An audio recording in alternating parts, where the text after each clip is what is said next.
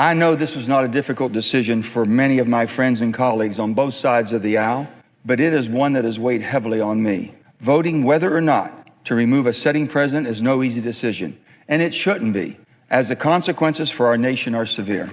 As a moderate, centrist Democrat from West Virginia with one of the most bipartisan voting records in the Senate, I have approached every vote I have cast in this body with an open mind and pride myself in working across the aisle to bring my Republican and Democrat friends together to do what is best for our country.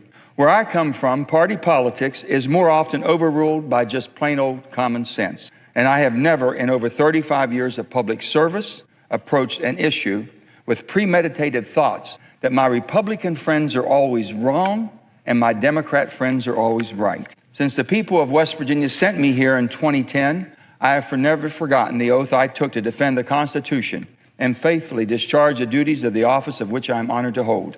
It is by the Constitution that we sit here today as a court for the trial of impeachment. It is the Constitution that gives us what Hamilton called the awful discretion to remove the president from office. At the start of this trial, my colleagues and I took an oath, swearing to do impartial justice. I have taken this oath very seriously throughout this process, and I would like to think that my colleagues have done the same. Because as the House managers and our former colleague, Republican Senator John Warner from Virginia said, it is not just the president who is on trial here, but the Senate itself. The framers of the Constitution chose the Senate for this grave task because, according to Hamilton, they expected senators to be able to preserve, unawed, and uninfluenced the necessary impartiality to discharge this awesome responsibility fairly, without flinching. The framers knew this would not be easy, but that is why they gave the job to us, the senators. They believed the Senate was more likely to be impartial and independent, less influenced by political passion, less likely to betray our oaths, and more certain to vote on facts and evidence. This process should be based simply on our love and commitment to our country, not the relationship any of us might have with this president. I have always wanted this president and every president to succeed, no matter what their party affiliation. But I deeply love our country and must do what is best for the nation. The Constitution refers to the impeachment trials and says the Senate must try impeachments. The framers chose their words carefully. They knew what a trial was and what it meant to try a case. By using the term standards of judicial fact-finding, it calls on us to do what courts do every day and receive relevant evidence and examine witnesses. Sadly, the Senate has failed to meet its constitutional obligation set forth by the framers to hold a fair trial and do impartial justice. And we have done so in the worst way, by letting tribal politics rule the day. I supported President Trump's calls for a fair trial in the Senate, which he suggested himself would include witnesses. But instead, this body was shortchanged with the majority of my Republican colleagues, led by the majority leader, voting to move forward without relevant witnesses and evidence necessary for a fair trial as our framers intended. History will judge the Senate harshly for failing in its constitutional duty to try this case and do the impartial justice to defend the Constitution and to protect our democracy. Sadly, this is the legacy we leave to our children and grandchildren. Removing a president from the office to which the people have elected him is a grave step to take. But the framers gave the Senate this solemn responsibility to protect the Constitution and the people of this nation. Over the duration of this trial, I have listened carefully to both the House managers and the White House counsel make their case for and against the articles of impeachment. I commend both sides for their great and grueling work in defending their respective positions. The House managers have presented a strong case with an overwhelming display of evidence and shows what the president did was wrong. The president asked a foreign government to intervene in our upcoming election and to harm a domestic political rival.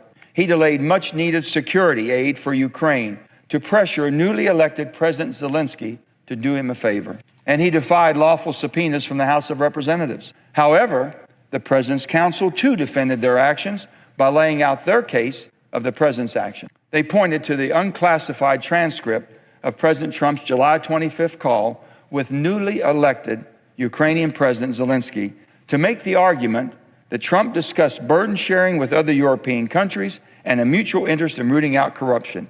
They presented their views that the president was not given due process in the House of Representatives and highlighted the expedited nature of the House's proceedings. Finally, they argued, if a president does something which he believes will help him get elected and re-elected to the public interest, that cannot be the kind of quid pro quo that results in impeachment.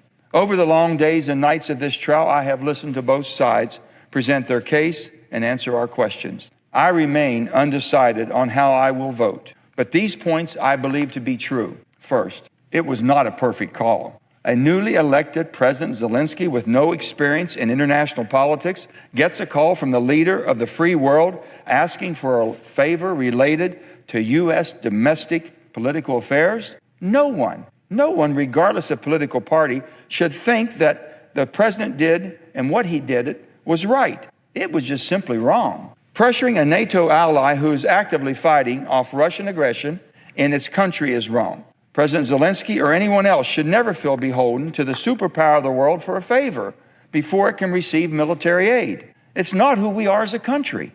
We stand shoulder to shoulder with our allies and never, ever condition our support of democracy for a political favor. Of all the arguments we have heard from the House managers and White House counsel during the long days and nights that we have sat here, the most dangerous, the most troubling to me is the false claim that the president can do no wrong, that he is above the law, and if it's good for the re-election of the president, that it's good for our country. That is simply preposterous. That is not who we are as Americans. That is not how I was raised in the small coal mining town of Farmington, West Virginia. Where I was raised, no one believed they were better than anyone else and could act with total disregard for the well-being of their neighbor if it was for their best interest. That is not why over 230 years ago, the founding generation rebelled against a king and refused to crown a new one in this republic. So let me be clear. No one, not even the president, is above the law. Finally, the purpose of impeachment is not to punish the president, but to protect the public. The ultimate question is not whether the president's conduct warrants his removal from office, but whether our nation is better served by his removal by the Senate now, with impeachment, or by the decision the voters will make in November. As Hamilton warned us, impeachment seldom fail to agitate the passions of the whole community. They divide us on party lines and inflame our animosity. Never before in the history of our republic has there been a purely partisan impeachment vote of a president. Removing this president at this time would not only further divide our deeply divided nation, but also further poison our already toxic political atmosphere. In weighing these thoughts and of all the arguments brought forward in the case, I must be realistic. I see no path to the 67 votes required to impeach President Trump and haven't since this trial started. However, I do believe a bipartisan majority of this body would vote to censure President Trump for his actions in this manner. Censure would allow this body to unite across party lines and as an equal branch of government to formally denounce the president's actions and hold him accountable.